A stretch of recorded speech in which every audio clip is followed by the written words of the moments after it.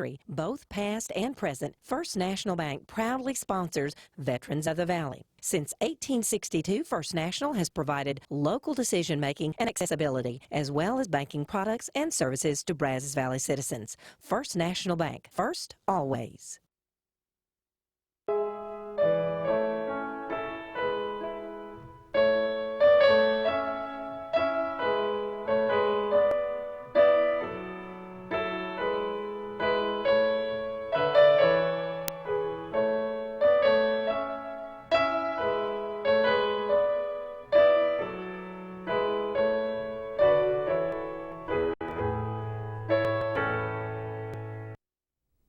Hello and welcome to Veterans of the Valley.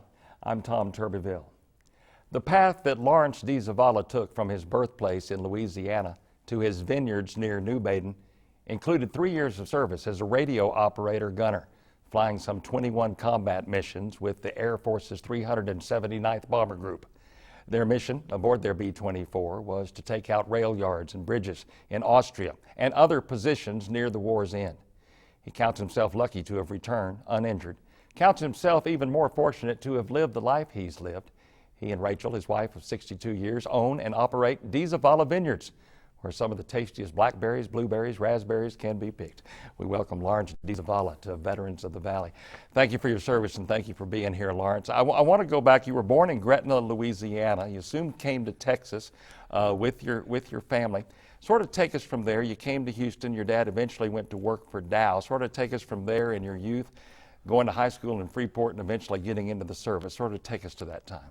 All right. I went to Freeport High School and I graduated in 1942 after the war had started in December 7th, of course. And then my intention was to go to college. Also, I was going to be drafted, and so instead of joining up when I was 17 years old, my father suggested that and I've got a boy so I can understand his feelings. I decided to work on construction for a year or so until just before I turned 18. Then I went and volunteered for the Air Force. Yes, sir. I didn't think I wanted to be in the infantry and do all that walking. Right. I joined the Air Force. They told me I wanted to get into navigation and be a navigator. They told me that they weren't calling them up very fast and just go back home and enjoy life. Well, I went back home and 3 weeks later they called me up. I trained, took my basic at Wichita Falls, Shepherd Field. Right. And then during that time they give you all kinds of physicals, and I failed one of my physicals. So I couldn't be a navigator, but I could be a gunner. So they said I had an aptitude for code and radio, so I went to radio school in Sioux Falls, South Dakota. Right. And that was in the winter of 1944, in January of 44.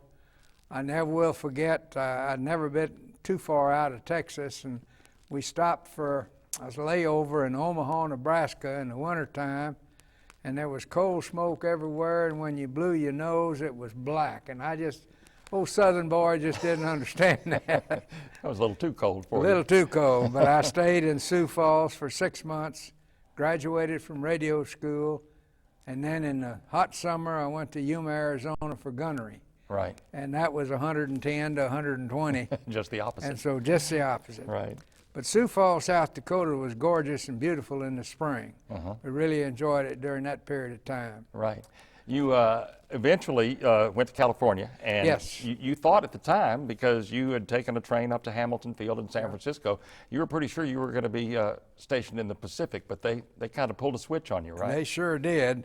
We made crews up in California and then went for operational training. That's where you train as a crew for 90 days. It's 1 day on the ground training and 1 day in the air training until you finish operational training, and that's when they sent us to San Francisco, and man, we're going to the Pacific. And we got to Frisco, they gave us all heavy wool clothing and put us on a train and shipped us to Newport News, Virginia 8 days later. You knew something was up, right? That was quite a trip, I'll tell you. Then they put us aboard the SS West Point, and we went alone across the Atlantic. Right. Only took us, I think, about 6 days going. We landed in Naples, and at Naples then we were assigned as replacement crews for those that had been lost in the 15th Air Force. Right.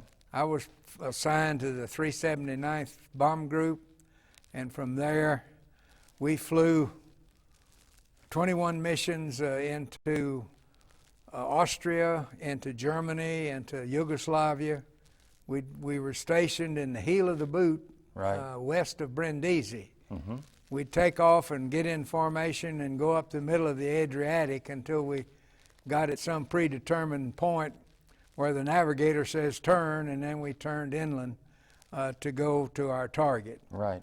Talk about more about your mission. I referred to it a little bit, but your mission was mainly to cut off their supplies, to cut off their ability to travel by taking out bridges, taking out rail yards. Yes.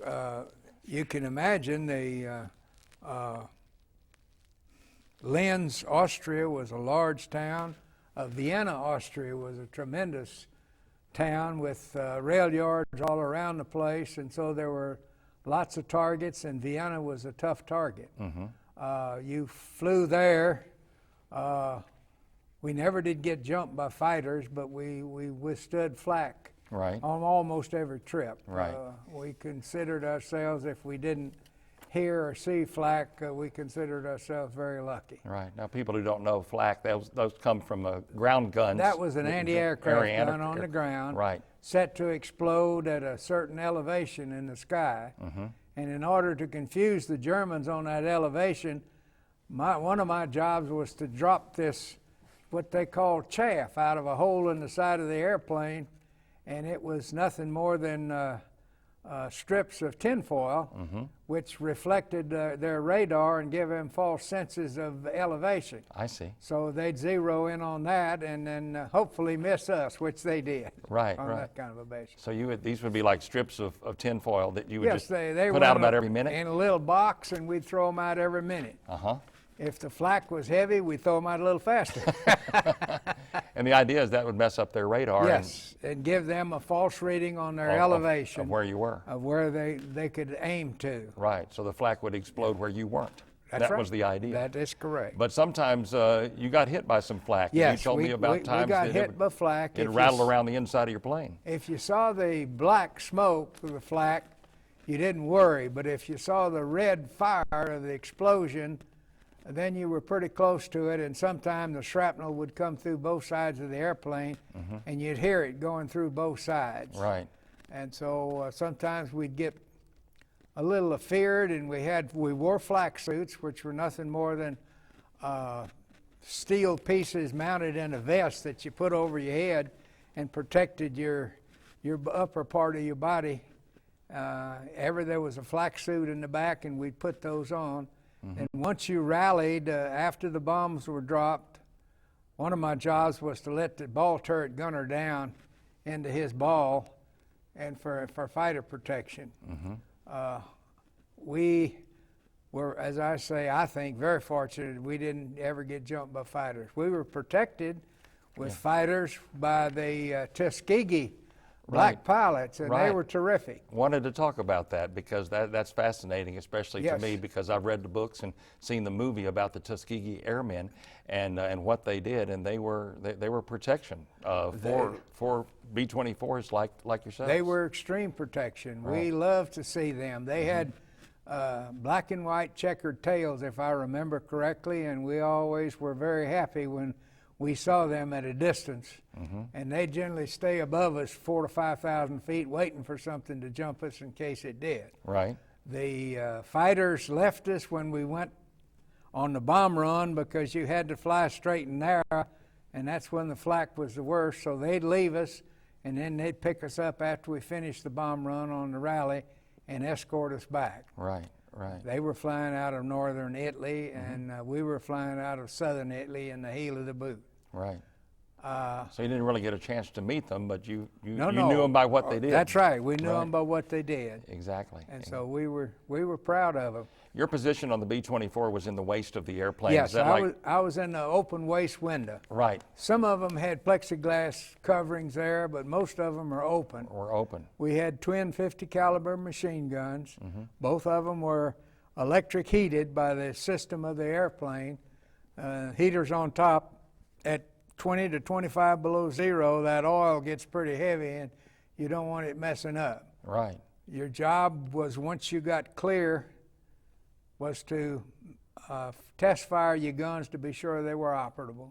Pilot would tell you when, and so you just fire a short burst just to be sure they're operable. Right. And then leave it that way until you rallied back and were flying back home, then you took the shells out. Right. Most of your early missions you flew at what, 20,000 feet or so, 15 to 20,000 feet? No, most of them were at 20 to 22. 22,000 Yes. feet. But you talked about near war's end, you get down to missions where you were flying at 10 and 12,000 feet. We were flying at ground protection or ground harassment of the enemy as the Germans were retreating in northern Italy.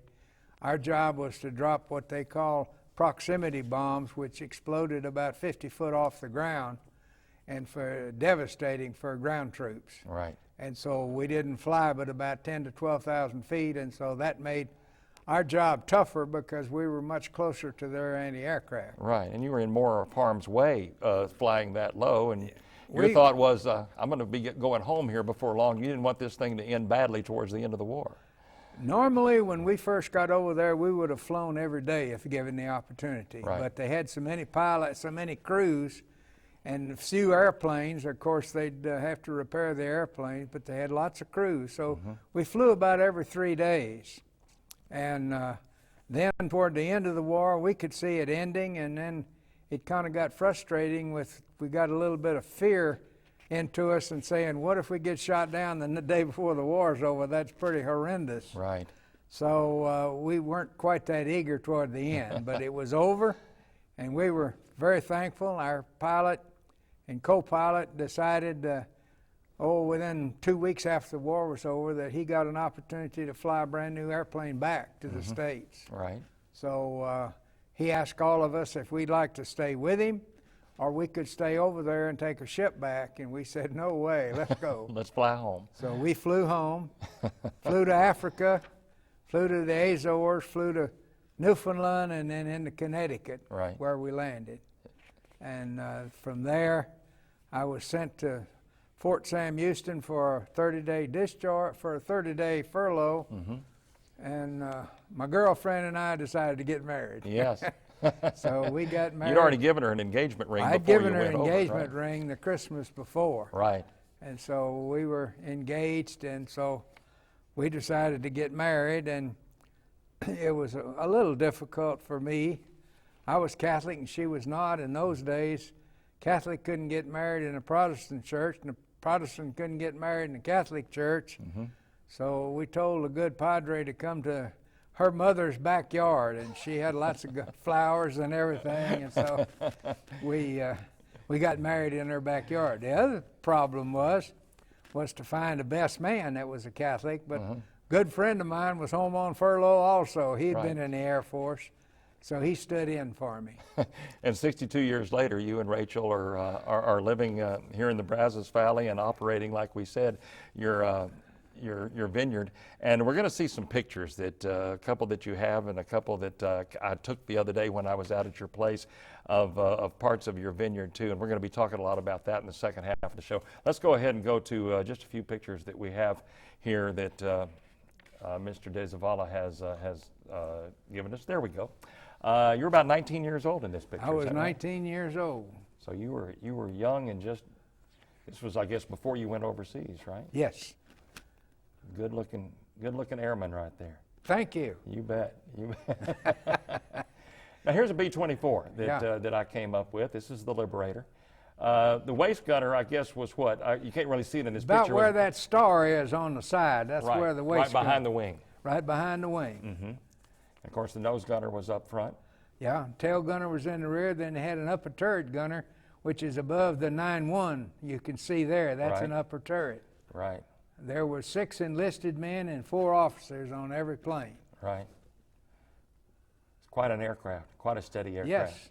This was taken a couple of years ago in celebration of your 60th wedding anniversary, taken out at your farm, and that's you and your beautiful wife, Rachel. I really don't know why I couldn't maintain my my svelte look that I was when I was 19. Hey, it happens to all I of us. ballooned. And you all are, now I got a couple of pictures here that I was able to take the other day. This is the sign right there on Highway 79, headed out beyond New Baden, beyond Franklin. And that's the sign, and in the background you can see part of the vineyards that you grew on the highway. We're gonna talk about your vineyards here coming up. All right. You can see that. And then I've got another shot of some of the vineyards there that's on the highway, and that's just a part of what you all have. Yeah, out that's about an acre on the highway. We've got about another 4 acres there up by the house. there. Right. And it's a beautiful place. I've been out there, and it's great. I want to talk now about after the war. You came home June of 1945, and you did get married. I guess you got married in San Antonio, is that right? No, I got married in Freeport. In Freeport, okay. Yeah, down But you in went- Freeport. Okay, but you went honeymooning in Kerrville. Went honeymooning in Kerrville, and when we got to the Heart of the Hills Inn in Kerrville, there was 6 other honeymoon couples there. So and it was- we knew one of the couples. So it was after the war, so getting married was quite a popular Well, thing. the war was still on in the Pacific. Right, And so, and then from after the end of my furlough, I went to California to be reassigned, right, and I had enough combat hours that eliminated me from, at the present time, of going to be trained in 29s. right. So I was sent back to his permanent party to Victoria, Foster Field in Victoria, Now, Texas. as a and fighter base, right? That's a fighter base, and my job then was I worked evenings, checked out all the radios and the fighters Right, every night because they were still training fighter pilots right. there. And you had 90 points because you got 5 points for each of the combat missions That's right. that you had flown while you were in Italy. So you were able to get out in October of 1945. You were discharged. Yes, I was discharged in October, and I wanted to be a metallurgical engineer, and there were 2 schools in Texas that offered it.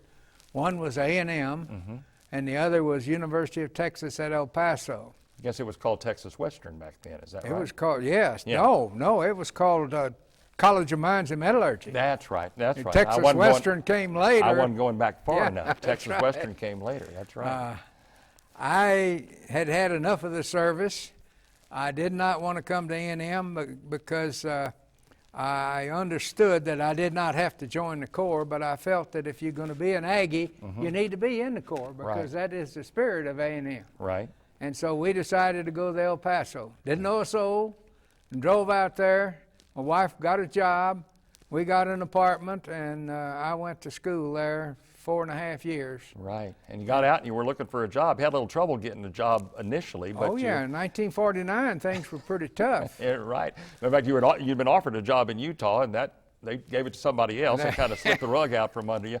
But you eventually got a job in El Paso. Was there just for about 4 months when you got to go home to Freeport and work for Dow. I got an offer from Dow in January of December of '49. Right. And so we went back home basically to Dow. Right. Haven't regretted it a bit. I've enjoyed every minute of it. You worked for Dow for 34 and a half years.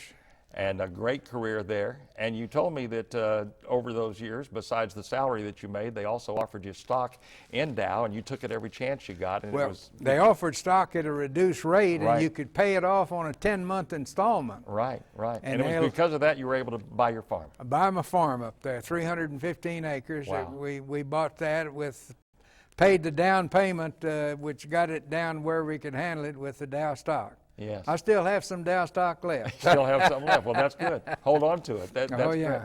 And that's what I want to go to now, because I was able to come out to your farm the other day where you and Rachel, you invite folks out to come out, and it's a working business that you all have, and it's been a business for quite some time. As a matter of fact, you developed the farm and the vineyard before you ever moved there in 1990. Oh, yes. Right. Yes. I fought the deer when we'd plant the deer in the cuttings, and they'd sprout, and we'd leave and be gone for 2 weeks and come back, and there'd be nothing on there, nothing green. Right. The deer would move in and eat everything. Right, because you lived in Freeport at the time. You were still working, but you spent your vacation and your weekends. Oh, yeah. You'd make the drive over to this area to work the farm. We put a compass on the map from Freeport, and we wanted no more than 200 miles, and Right. it was 190 miles from my house to the farm. And you knew that route pretty well. We could do that in 4 hours, very conveniently. Yeah. We'd go up Friday evening and stay Saturday and into Sunday and come home Sunday evening. We started to talk the other day, and we never finished the conversation. I want you to do it now. We're talking about your home that you live in, and it had originally been a barracks that was connected to the prison camp that was connected to Hearn. Is that right? Yes. Talk about that. The original old building there, the people that owned the property, they had bought one of the old barracks from the German prisoner of war camp in Hearn and installed it there on the property. It it still had the sliding barracks windows like I had in Sioux Falls, South Dakota. Right. And then they had added on to it, but in the same configuration. It was about 55 foot long and 15 foot wide. And so it had no internal wiring, it had no internal plumbing, it had no gas or anything there. Right. Being worked in the maintenance department at Dow, I'd go down and talk to the electrician expert and ask him what to do, and he'd tell me, and I'd go up over the weekend. And so I wired it. I'd go underneath and drill through the plates and bring the wire in underneath and bring it to a plug and then go up and put the ceiling lights in. Right. It had no internal walls at all. It had no windows. It had openings, but it had plastic nailed over there. My father, when he first saw that, he told my mother, he says, "My God, what have those kids got into with something like that?" That just really threw him for a loop. And you made a beautiful home out there. Yeah, it had no water and everything. We made a deal with on the highway was a filling station, and he had a good well, and we asked him if we could fill up 10-gallon water cans, and that's what we drank out of and cooked out of. Then I put a guttering system on the tin roof and collected the gutters into a 1,600-gallon cistern, connected my pump into that, and then I plumbed the house completely. Wow. I had running water, I had pressure system. We didn't drink the water. We drank wine, we drank beer, and we drank the water that we could borrow from the guy on the highway.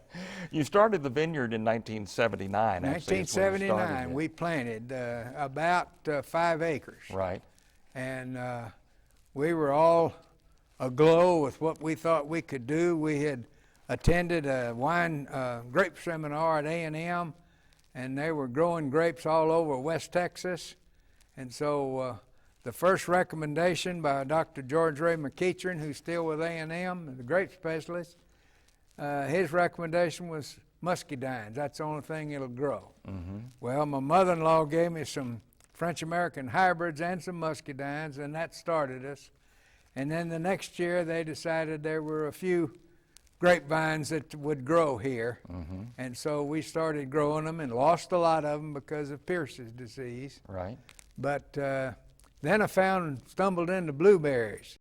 Tried peaches also, but they were difficult. Lots of work, lots of work. That's all there is on the farm is work, I'm finding out. And see, I was raised in the city. I've never been on a farm in my life. As a matter of fact, when you told me that when you started it, you thought about going into the winery business, but being in a dry county, it had been tough to sell it. Well, I couldn't sell it there. Right. I'd have had to move it It'd been illegal to someplace. sell it. Yeah, Yeah. illegal to sell it. I get lots of folks that come up and want to buy some of my homemade wines, and I said, no. Oh, is it you just set one there and I'll leave some? I said, no, forget it. Can't do that. I can't do that. Because by law, I think you're able to make what, 200 gallons a year? I'm Is that allowed to right? make 200 gallons a year as head of household. Right. The laws in Texas have changed quite a bit now since the winery groups have been really working on the legislators. You can now sell wine if you're in a dry precinct. Right. You set up, you get a special permit for that one area. Right. And so it works out pretty well. And now, when I first got into the Texas Wine and Grape Growers Association, it was, I think, 4 or 5 wineries. Now there's about 100 in Texas. Yes, sir. So it's really grown. We've got just a couple of minutes left. I'm going to let you go ahead and throw in a quick commercial here. You all invite people to come out and pick their own berries, or you'll pick them for them for a little bit more cost, but sort of talk about what people and families are able to do out there. Okay, we have blueberries, blackberries, raspberries, Right. and grapes. And then if I'm lucky in a year and have a decent garden, we'll sell tomatoes and other vegetables as folks come there. Right. We encourage folks to come pick. They're easy to pick. Blueberries have no thorns. They have no spray. We tell all the kids that come picking, hey, if you don't eat a few there, you're not a good picker. And boy, they smile. And so we encourage that. We have both the thornless and the thorn type blackberries. And of course, raspberries have thorns, but they're not as bad. We have them trellised up. We have picnic facilities. We've got a gazebo and a little lake. If you want to come fishing, we'll let you come fishing, but you got to turn all the fish loose. You got to turn.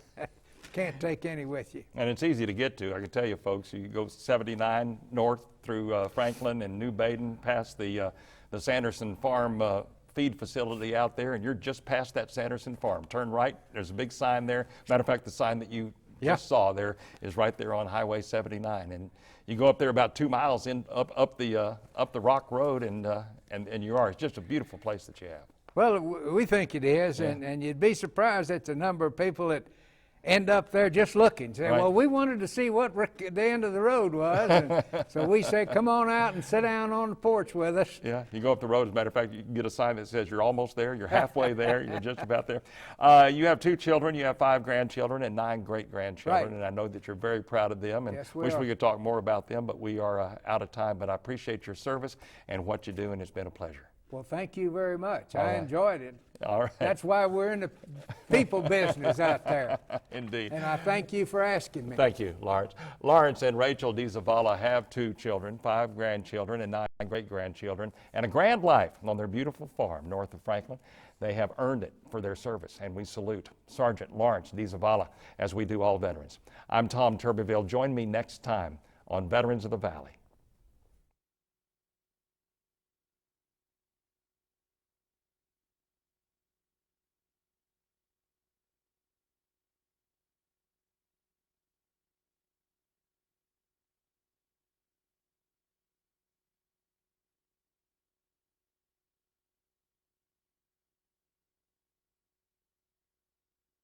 People that don't talk enough, and I'll be about halfway through the show and I'll think, boy, I've got 15 more minutes here and I'm out of stuff to talk about. And then I've got people that will get into this, little bitty detail about things, and I'll think, I got to, that's too much detail. I got to get more general because we're almost out of time. But you were perfect. Well, thank you, I don't sir. get many perfect. Hang on right there. I'm going to do a couple of promos right here. That you don't have to do anything, but just look at that camera right there, and I'm going to look at it with you, and we're going to do a couple of promos here. And they say that they're ready? We're ready when you are. Okay. Okay, I'm going to go it. Here we go. Lawrence DeZavala served his country as a radio operator and gunner aboard a B-24 of the Air Force's 379th Bomber Group in World War II. He flew some 21 combat missions, mainly into Austria near the end of the war. And now he and his wife, Rachel, enjoy the fruits of their careers, literally. I'm Tom Turbeville, inviting you to meet Lawrence DeZavala on Veterans of the Valley, Friday at 8:30, Saturday and Sunday at 6:30, right here on KAMU TV. Tom, that sounded very nice. Let's do it one more time. My clock didn't start here properly. Well, it was right at, I looked at my clock, and I bet that was right at 30. Okay, But we'll do another one. speed it up just a smidge. Okay. From the top, thanks, sir. Lawrence DeZavala served his country as a radio operator and gunner aboard a B-24 of the Air Force's 379th Bomber Group in World War II. He flew some 21 combat missions, mainly into Austria near the end of the war. And now he and his wife, Rachel, enjoy the fruits of their career, literally.